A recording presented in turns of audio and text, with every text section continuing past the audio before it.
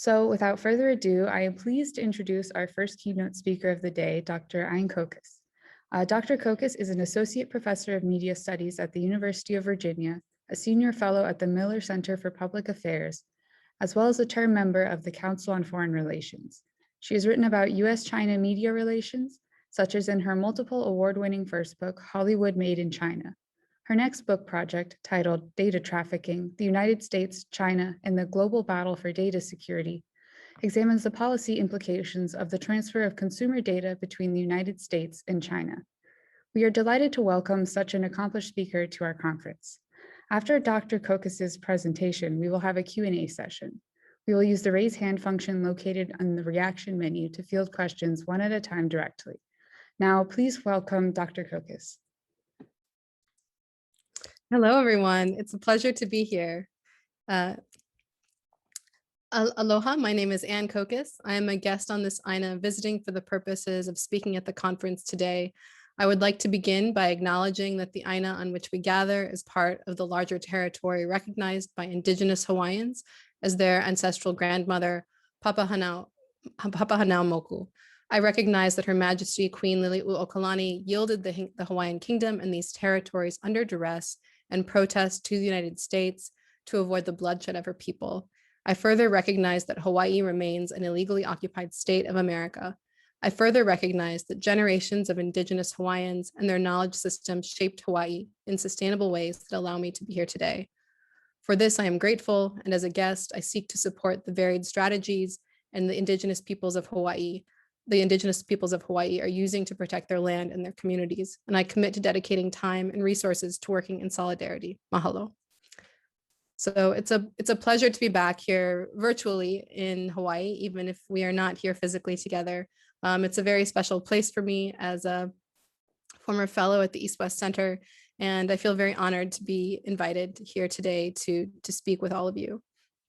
So today I'll be talking from my book, Trafficking Data, and I'll be talking about how Chinese government tech efforts are expanded, or how Chinese government tech sovereignty is expanded by the US tech sector. Oh.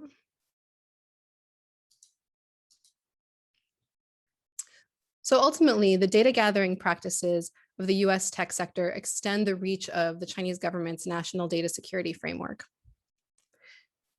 In order to understand this, the way that I'd like to first begin is by talking about some figures from our recent past that some of you may recall, Claudia Conway and her mother, Kellyanne Conway. So these are kind of two interesting figures to think through the questions of US-China tech relations. Claudia, as many of you may know, was a finalist or was a contestant on American Idol, but she also has 1.7 million TikTok followers. And what we see here is the interior of the home of the Conways, or at least what we think is likely the interior of the home of the Conways. Now, this vision into the life of a US government presidential advisor is something that would be unimaginable within a Chinese context for an advisor to Xi Jinping to be showing the interior of their home. The other part that's really important here is the range of data that's being gathered on this platform through interaction with people like Claudia Conway. And this TikTok has rapidly grown in terms of the number of users, particularly during the pandemic. Some of you may have even taken it up as a result of our time at home. But the part that's really interesting here is that in addition to it being a social platform for the daughter of a former presidential advisor, it's also a company that's owned by the Chinese firm ByteDance, which is domiciled in Beijing, and as we'll discuss today, has very close connections with the Chinese government through a variety of different mechanisms. But ultimately, that's not the most important part of the story. What I argue today is not necessarily about the significance of the Chinese government's oversight of Chinese tech platforms, but how the intersection of the exploitative US data security landscape ultimately yields an opportunity for the Chinese government to expand their data oversight over people in the US and globally. So as Tim Cook notes, echoing the late Dallas Smythe, when a service is free, you're not the customer, you're the product.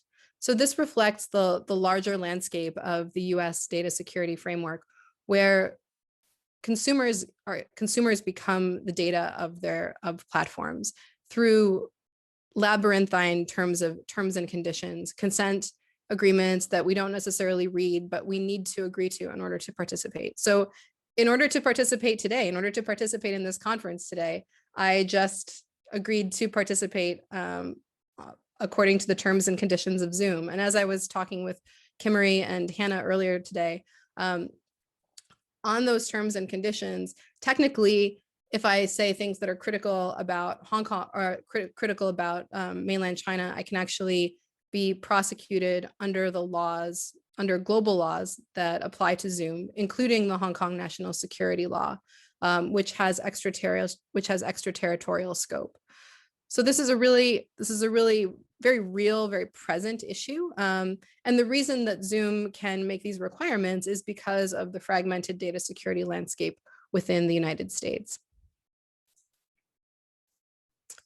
So there have been efforts to respond to some of these challenges and to tighten the data security framework for the US. Now, the challenge here is that the historical ways that the US has addressed these issues has been through kind of one-off responses that have not necessarily been effective. So on August 6th, 2020, the Trump administration instituted a TikTok ban that would take place 45 days later. Obviously, it hasn't taken place. And the Biden administration has moved backward from that ban. But this individualized effort to respond to the threat of one particular platform fails to acknowledge the kind of larger framework that we're dealing with within the US context of a highly fragmented data security landscape. So as part of this, the way that I frame this challenge of data gathering and then the extraction of data across borders is something called data trafficking. So thinking about the intimate resources, our labor, our images, our feelings that are then turned into data and moved across borders.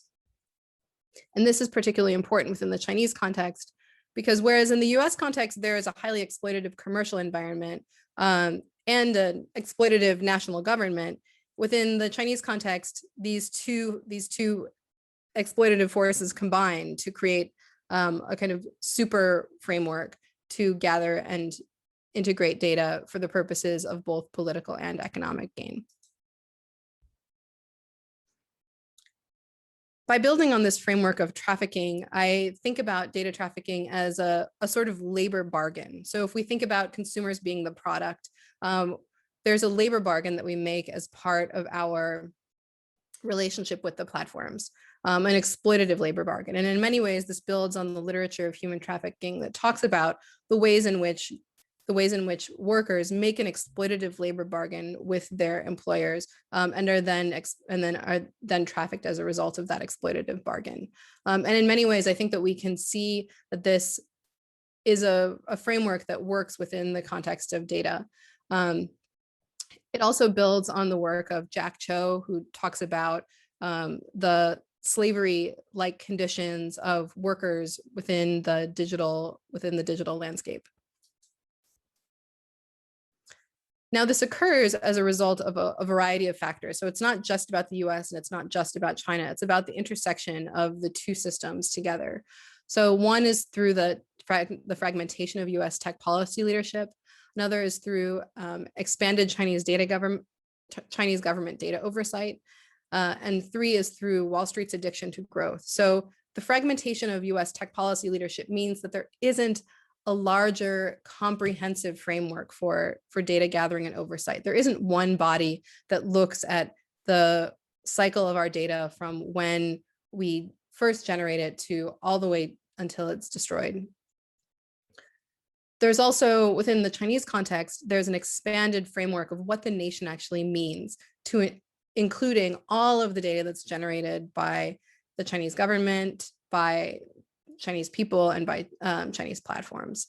And then within the context of the US corporate sector, despite these pre-existing challenges, there's also a pressure to continue funding more companies that do these that take these approaches because they generate so much wealth. So for example, Zoom's stock price increased 326% from the beginning of 2020 until the beginning of 2021. So if we want to really break this down simply, we can think of the PRC government circumstances as one of mass data aggregation, and the US circumstances as one of dispersed corporate and government data management policies across the United States, which don't necessarily talk to one another.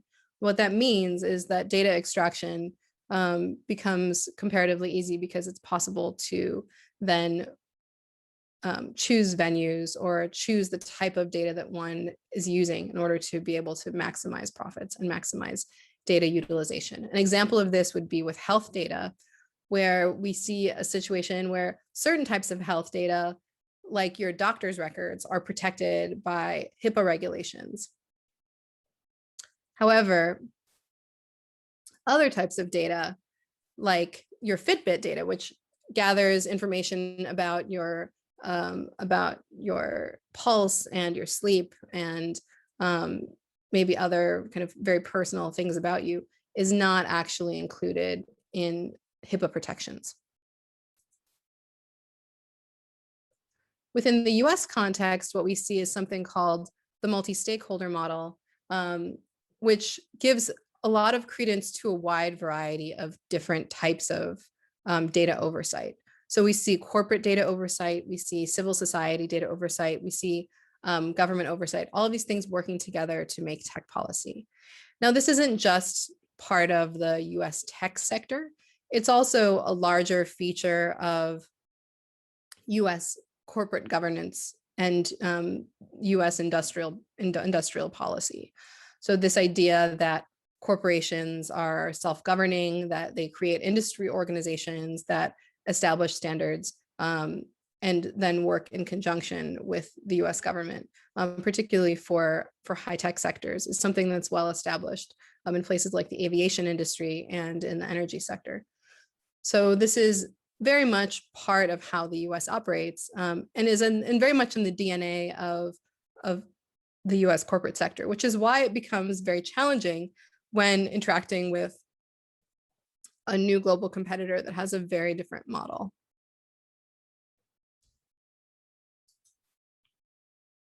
So just to give you a better sense of how this operates, and this is not comprehensive by any means, but just to give you a few ideas. So we have in California, one of the first states that actually instituted its own Consumer Privacy Act, which began in January of 2020. And this is designed to protect consumer data, but only within the context of California. It's kind of considered a very watered down GDPR. The GDPR is the European Data Protection Regulations. However, there has been a lot of difficulty in enforcing the California Consumer Privacy Act. Companies are waiting until they get sued in order to provide citizens the data that they request as a result of that act, or to take down data that has been requested as part of the takedown notices as part of that Consumer Privacy Act. So it's not very powerful, and there are efforts to build out other statewide data protection regulations. So Virginia just passed one over the past month. But then in Texas, there's been a huge debate about whether or not to institute such a policy. In New York, what's really interesting is there is a statewide law, but it only focuses on financial data. So it's very much industry specific to the industries that dominate New York City and New York State. So this also kind of builds on the idea that there are state-specific and sector-specific regulations. So like HIPAA protecting health data, CHAPA protecting the data of children 13 and under, this New York regulation protecting the data of individuals' financial data. And then we have the breakdown between the executive branch and the legislative branch. So there are things that Congress does, and there are things that the president does. So at the same time that the Trump administration was trying to putting together the TikTok ban, there were also congressional laws that were going through the legislative process, and that ended up being rendered completely useless as a result of the Trump administration ban. So they just kind of were taken off of the legislative calendar. So this also shows the kind of tremendous amount of waste in the current US system. There are efforts on the legislative level, on the executive level, at the state level. So it's very possible for companies to pick and choose where they go to avoid certain types of penalties or requirements. Now, by contrast, within the Chinese context, we see a very kind of clear focus on uniting national standards and thinking about a sort of framework that brings together all of the data of the nation as part of the national body, with this idea of cyber sovereignty. So essentially that the data generated in the country by Chinese companies, by Chinese people, can all be construed as part of China's digital sovereignty. There's also an effort to build out digital borders, with the Chinese government arguing that Chinese should be able to police their own internet without interference with other countries, through things like the Great Firewall, as well as efforts to prevent, as well as efforts to expand the growth of this Chinese government framework in other places, which then puts pressure on US firms in those countries. Chinese government data oversight takes a wide variety of forms. These are all national approaches, which is important to note. So there's not this kind of provincial focus that we might see, that we have seen in some other Chinese regulations. So there's the Chinese cybersecurity law, which requires data localization. Data localization is basically this idea that all data needs to be stored on Chinese government-run servers. So it would be like if your Amazon account was stored on the state of New Hampshire, a data server run by the state of New Hampshire. And these are requirements by the Chinese government for all companies operating in China. So not just Chinese firms, but also foreign firms operating in China. So for example, Apple has moved all of their data into servers run in partnership with the Guizhou provincial government. In the context of the military, there's this idea of military-civil fusion, which means that any commercially viable products developed by the Chinese private sector can and must be used by the military if the military chooses. So there's a very clear line between the way in which the Chinese government operates and how they relate to Chinese firms through the military. Now, the other part that's really interesting about this is that is the way it differs from the US model. So I don't know if any of you recall in the beginning of COVID, where there was a huge amount of discussion about whether or not US companies should be forced to make N95 masks. And there is actually a mechanism through the Defense Production Act to force US companies to produce things for US national security purposes. But even for something as dire as making N95 masks or ventilators during a pandemic, there was still a lot of debate. And in the end, there was not a lot of pressure on a lot of companies to work in that way. Within the context of Chinese national security, there are also data security audits. And these audits essentially provide the opportunity for Chinese regulators to gather any type of data that they choose from Chinese corporations or corporations that are domiciled in China, provided that there is some perceived national security interest, which covers a wide range of things. And then finally, in Chinese companies, like in ByteDance, the TikTok's owner. There are also Communist Party committees, where participants in the company participate in Xi Jinping thought study sessions and communist party activities as a way to kind of build out the strength of the party within the private sector, something called jiandang. And then there are finally efforts to nationalize individual or small shares of tech companies through something called special management shares, which are essentially like small stocks that the government can choose to gather from firms. And what this ultimately creates is a vision where the data of individuals constitute the nation. They frame how the details of how the nation operates, how its citizens speak and look, how they spend their time, and also includes what corporations do overseas.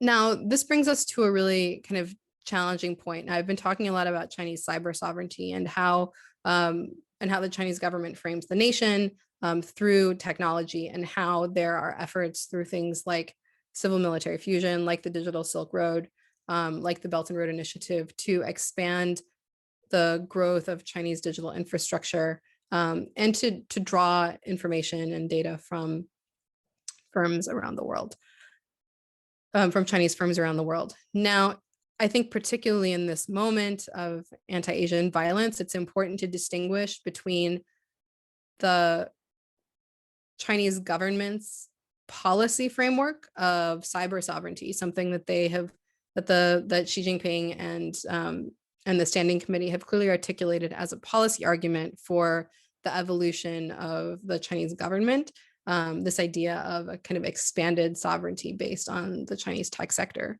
and this idea of techno-orientalism, or the kind of Oriental futurism, this idea that there is an expanded kind of menacing Asian future, like we see in something like Blade Runner or Blade Runner 2049, where there's this inevitable yellow terror emerging from the East. I think it's important to make the distinction between this kind of rhetoric and the fears and the really kind of vicious language that we see coming out of Washington about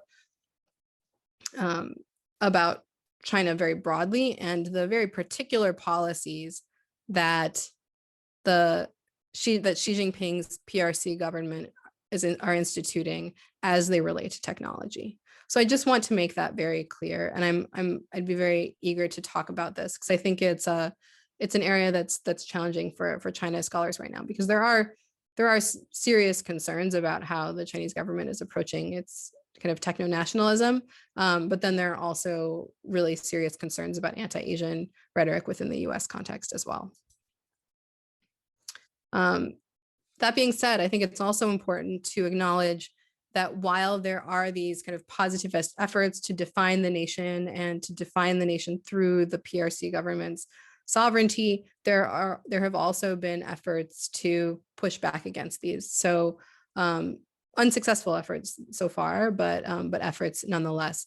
So, for example, Jack Ma spoke critically about the Chinese government's efforts to regulate the financial technology industry in November, and disappeared for several months after, only reappearing now with facing a massive restructuring of the fintech company that he co-founded.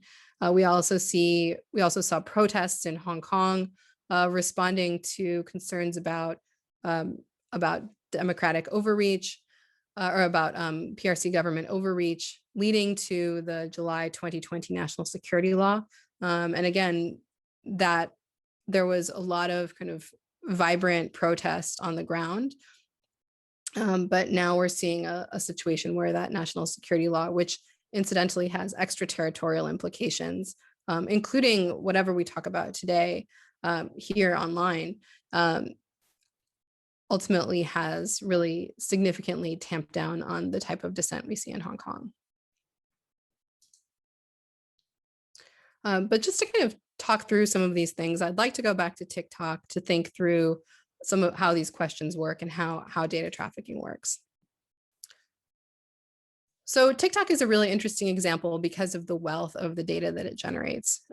It trained algorithms from data from over 800 million active users around the globe. This is really important within the context of a growing Chinese presence or Chinese government presence in the context of artificial intelligence. Because within the Chinese domestic industry, it's possible there are limitations on language and on facial recognition capabilities because of the comparative homogeneity of this of Chinese society. Again, compared to the US only in this case. Whereas within the US context, we have a wider range of races. There are a wider range of languages spoken here, and also globally. TikTok community standards, like other standards in global technology platforms, are particularly opaque. And again, this isn't just about TikTok. It's not just about Chinese firms. It's about what's allowable within the US context. But there's the sharing of sensitive data with third-party apps. A range of other corporations can access that private information. There's the use of corporate data brokers who can just buy the data from TikTok. And data must be protected according to the laws of the country where the data was generated, which is okay if you're in Europe, where you have the protection of the general data protection regulations. Or maybe if you're in California, if you're willing to sue TikTok under those laws.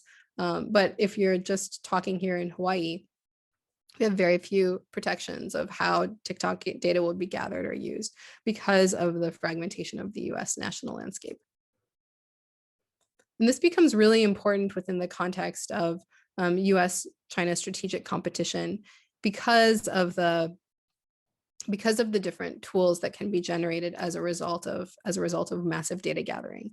So data gathering allows for the enhancement of artificial intelligence through things like facial recognition, through gait recognition.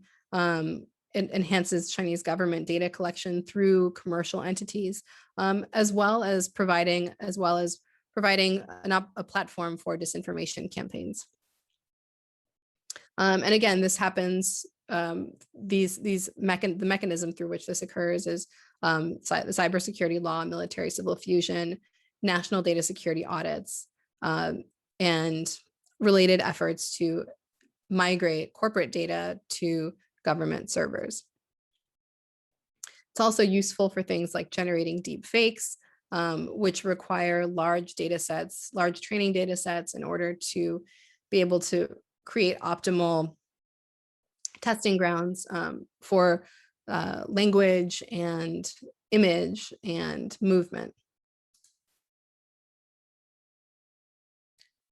So ultimately what this means and the way that this functions is that the data gathering practices of the US tech sector, by virtue of the fragmentation of the US tech sector, the prioritization of corporate interests, which then focus on maximizing data gathering to maximize product development and innovation, then extend the reach of the Chinese government through the Chinese government's national data security framework. Now, obviously, these are concerns which transcend the US-China context. I talk about the US and China today because the US is in a unique position to actually respond to these concerns because of the massive size of the US tech sector and because there are domestic, or there are firms that are domiciled within the US that are located here that are competitors to Chinese firms.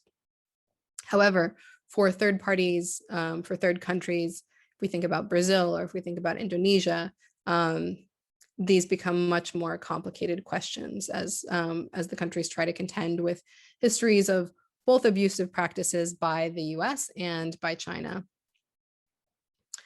We also see a situation where there are even more robust responses to concerns about Chinese tech in third countries like Australia or India, which have put more clear restrictions on platforms like TikTok as a result of concerns about data gathering.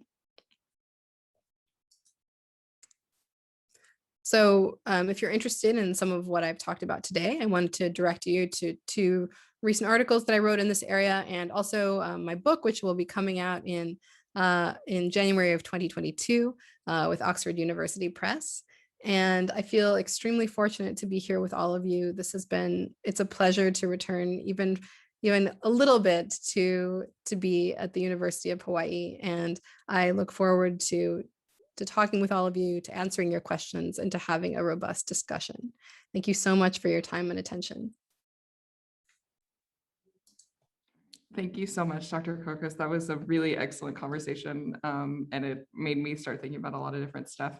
So we will move into our Q&A session now, but before we start the raise hand function, we did have a question from Ritika, and they asked maybe if you could expand a little bit more on the military-civil fusion point around the middle of your presentation regarding the Chinese control of the tech sector that way. Oh, yeah. So this is a great question, and I'm so glad that you asked. Ritika, thank you very much, because this is definitely a very complicated issue. So the way that military-civil fusion works is that it works on kind of multiple prongs. So on one hand, we see the People's Liberation Army heavily involved in a lot of the development of the tech sector. So that's one part of it. And this is actually something that we also see in the US. I mean, the internet was developed as a result of the Defense Advanced Research Projects Agency, or DARPA, which is directly related to the Department of Defense. Then within the context of the thing that's distinctive about the Chinese government's military-civil fusion policy is the way in which Chinese government resources, or in which the private sector essentially can be co-opted by the military as part of the overall framework of the relationship between the Chinese public and private sectors. So, for example, a good way to think about this would be that the ByteDance, but the TikTok algorithm was not allowed to be exported from China as a result of national security concerns. So there was consideration on the part of the Chinese government to deploy the TikTok algorithm as a tool for the Chinese military. Now, this doesn't necessarily mean that all private sector resources will be transferred to the Chinese military. It's that there is that capacity. So in that way, it's actually very similar to the Defense Production Act, in the sense that there is the capacity for the U.S. Defense Production Act, in the sense that there is the capacity to command for the military to demand access to these private sector resources. The key difference is the power of the U.S. private sector as compared to the Chinese private sector. So if we see someone like Jack Ma being disappeared for 3 months, at the same time that Donald Trump was kicked off of Twitter, it's very clear to see the distinction between the power of the U.S. private sector vis-a-vis the public sector in China and in the United States. Yes, made much more sense. Thanks a lot. Oh, yeah. And if you have follow-up questions, please don't hesitate to ask, because this is a tough one. I do have a follow-up question. Ritika, please, you go first for your follow-up. Thanks.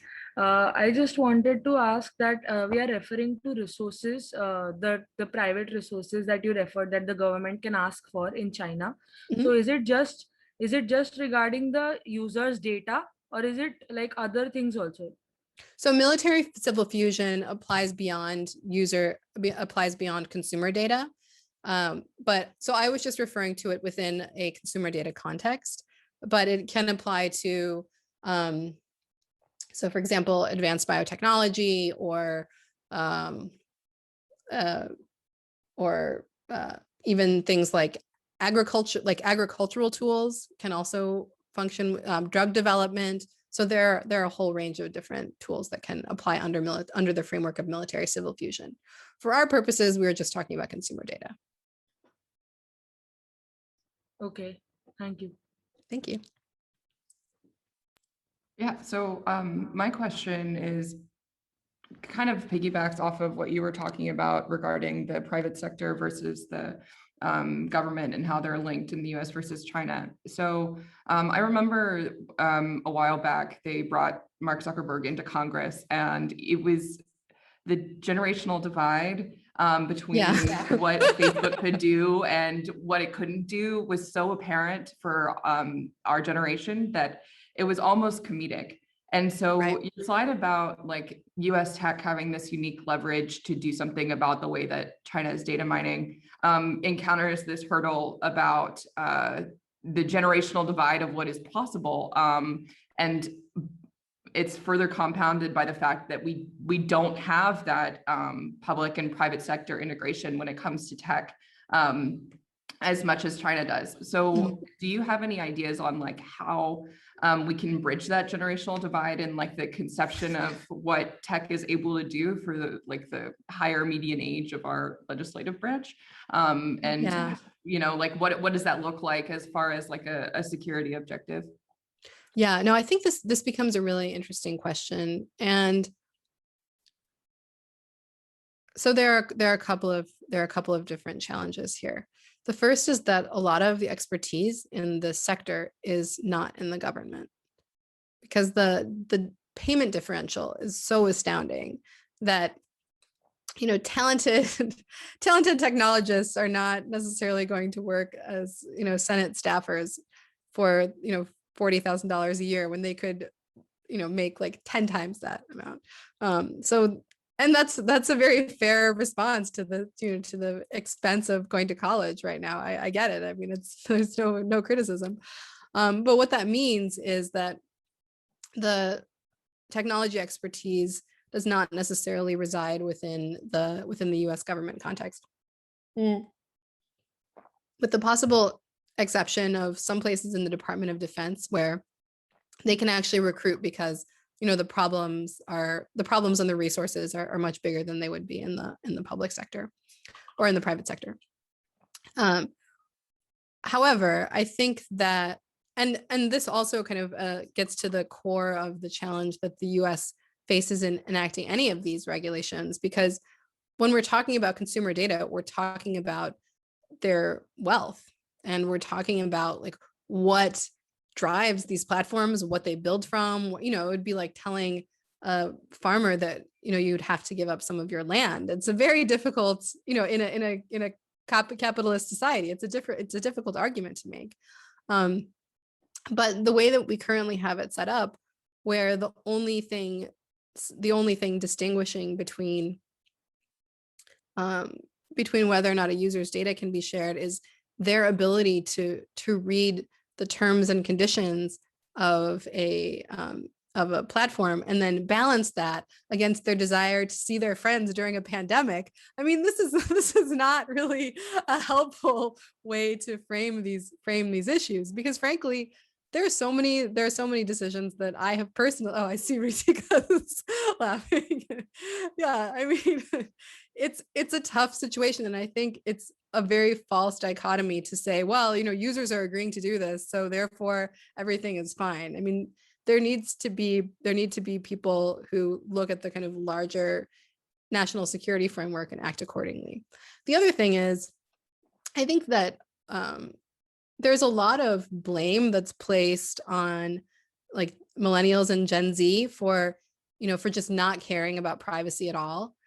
And at least in my interactions with my students, I am neither of these things, so I can't necessarily make a claim one way or the other. But at least in my interactions with my students, it's not that they don't care about privacy or just like want Facebook to have all their data, but the only way to function is to use these platforms.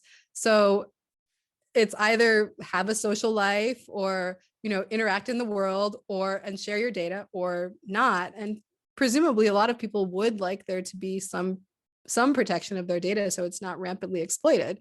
I'm seeing a lot of nodding heads here. Okay, so I didn't get this totally wrong. But the challenge is there's not a lot of financial incentive to do that.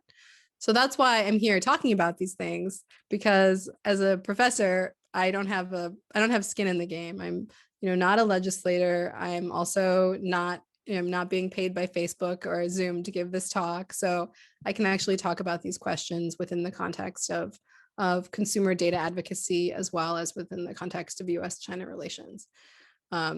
So how we can solve this problem, I mean, to be perfectly honest, the only thing that I've come up with is like rabble rousing and complaining. And I don't know if that will actually resolve it, but it's better than not saying anything. So thank you for your question.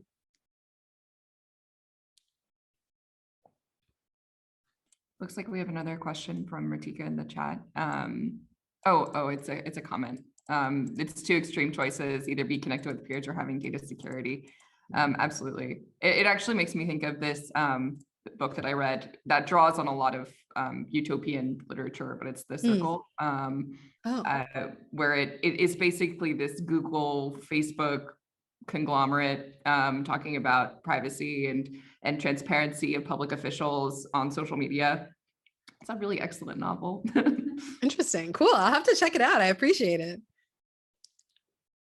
So yeah, I mean, I'm kind of curious just from the group. I mean, how many, I guess if you could raise your hands and I can see, I'm kind of curious. I mean, how many TikTok users do we have on the platform here right now? Oh, just one actually. Okay. I would have thought that number would be higher. Okay. I guess maybe because you guys are in Hawaii, you have like more fun things to do than just be online all day. I think that's good news. And how many of you had heard about the TikTok ban before this talk today? So I see 3 people. Okay. Oh, thanks. Oh, I see a question by 2 questions, or I don't know if these are questions or just hands raised in general. Well, okay, that was actually meant to answer your TikTok question. Oh, okay. But on the TikTok ban, I tricked you. Now you have to ask a question. Yeah, I guess I do. Let me get my mic here. Yeah. Right. So yeah, thank you for the very insightful talk. I certainly learned a lot. But since you've got me, here. They said this was like a Zoom class, so I'm using all my teacher tricks now. It seems to me that, sort of pie in the sky, utopian thinking, that ultimately the problem is this very different sort of playing field as far as cybersecurity goes between the United States and China. Right.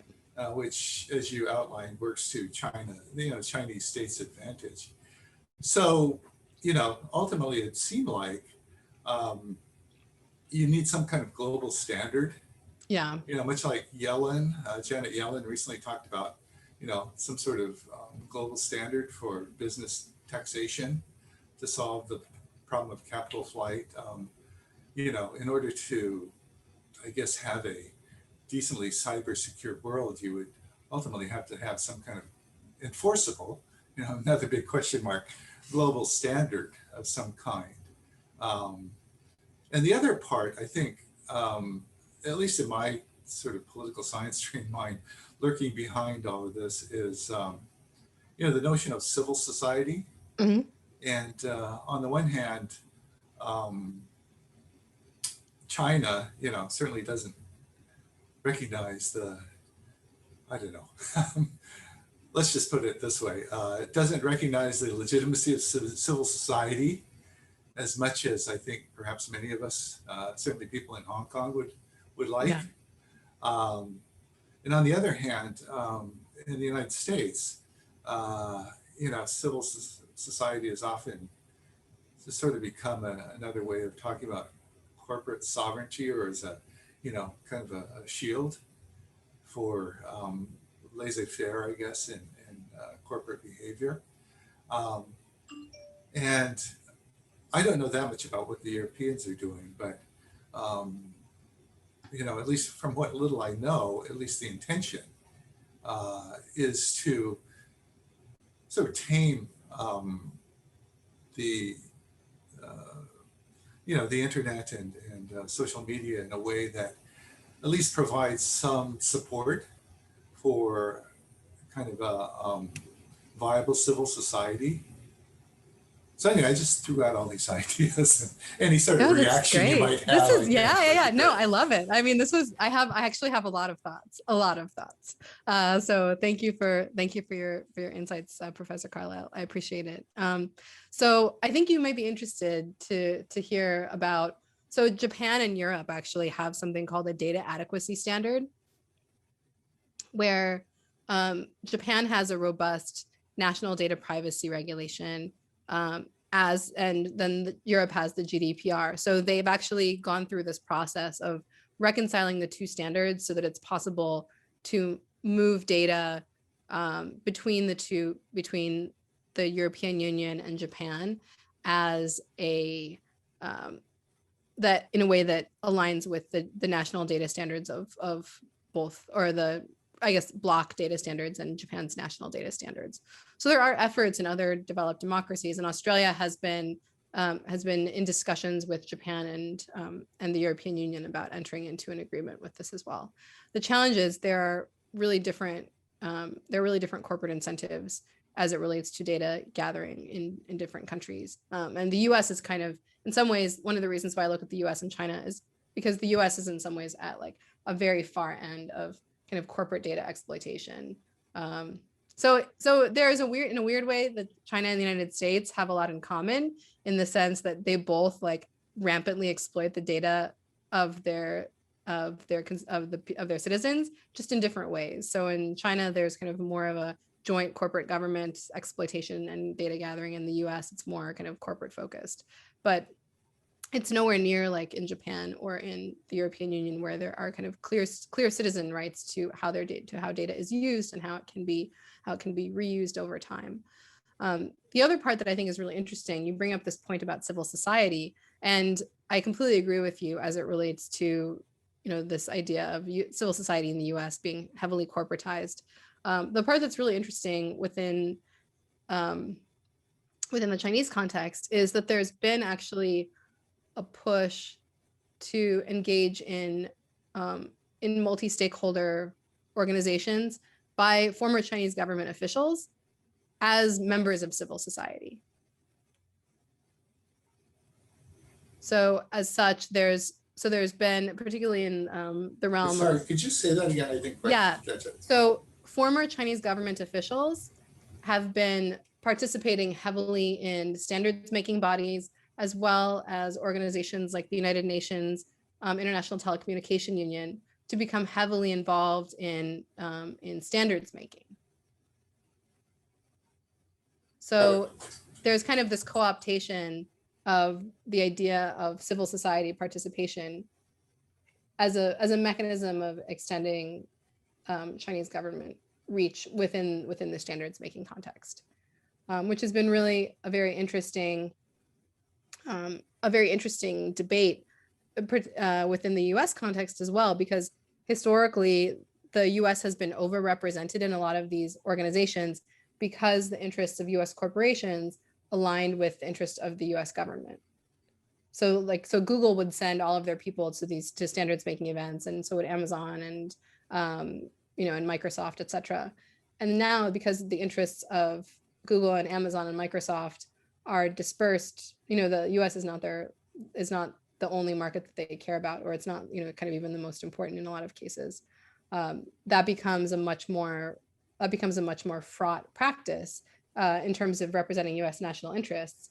But in response, in interviews for my book, the Department of Commerce was very, very resistant. The Department of Commerce, Department of State were both very, very resistant to sending any US government representatives to these meetings because of the history of ostensibly just corporate and civil society organizations participating.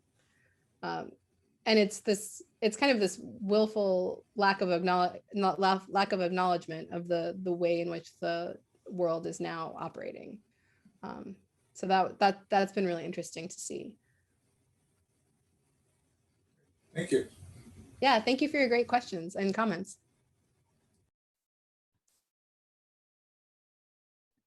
Yeah, and it looks like we have a question, or someone was raising their hand. I don't know if you want to unmute and answer. Yeah. Actually, it is me, and I am from India. So this question may be a bit out of topic, but actually, look, we are talking about right now consumers' data, okay? And in my country, the social media and the internet is India is the second populous, most a country which has a huge population, okay? And everyone has internet and they're using data, but the problem is politicians are using agendas, and the situation of my country is worsening in towards politics, because people are just using social media or internet as a object for their agendas. So I really wanted to know that how can we solve this in my country. Well, I think that the Indian approach has been very interesting because India actually banned 59 Chinese apps back in June, including TikTok. And there's been some debate about why this was. So some people have argued that this was a tech and economic response to a land dispute between China and India. Others have argued that India is taking a more proactive stance on Chinese government data gathering. So what is interesting, though, is I think that at a very minimum, it's clear that the Indian government understands the significance of these platforms in their relationship with China. So I think that is something that's really interesting. The other interesting part about India and the way in which India's tech oversight landscape has evolved is that India actually has a lot of really interesting domestic platforms that are developing locally, as well as a national digital identity system called Aadhaar. I think you probably know about it or have it or use it. Yes. Yeah. So in some ways, it's a mandatory. What? Sorry, I'm interrupting you. Yeah. It's mandatory, almost mandatory for each Indian citizen to have that Aadhaar card. Yeah. So it's our identification. So this becomes really interesting because in some ways, India is taking a similar approach to China by extending digital citizenship through Aadhaar. Now, however, the key difference, of course, is that India is a democracy and that there's more space for citizen feedback and critique. Now, the big challenge in something like Aadhaar is that the citizens who respond to it have to understand how the system works and what the implications are of government data gathering about them. And that becomes an education challenge, which you could make the argument that it's difficult for Aadhaar to be completely democratic if people don't understand how to use it or what its implications are. But I'd be curious, Ritika and Krish, what your perspectives are on this. Will you like to go first, Chris? No, I think you have to go first. Okay, it's good for you. Okay, so I believe that when it comes to Aadhaar, as you said, firstly, we have the problem like most third world countries, the internet access has been a problem. And till 2016, most people in India did not have access to internet. But in 2016, we saw the advent of Jio, which is we have a big telecommunications company called Reliance. So they introduced a new plan called Jio, and that enabled many of my fellow country people to access the internet. So that has been both a good thing and a bad thing. It's bad in terms of misinformation and people, government, not just government, all the political parties forming groups on the internet in order to further their agendas and propaganda. So internet has been used for good ways also, but the misinformation part is so big that it cannot be ignored. And we have also seen violence erupt because of misinformation on the internet.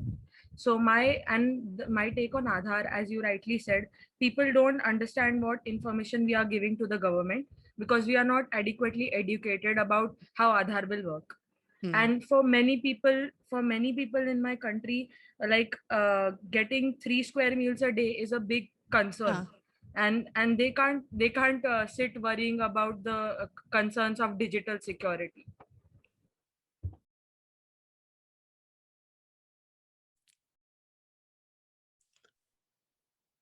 Right.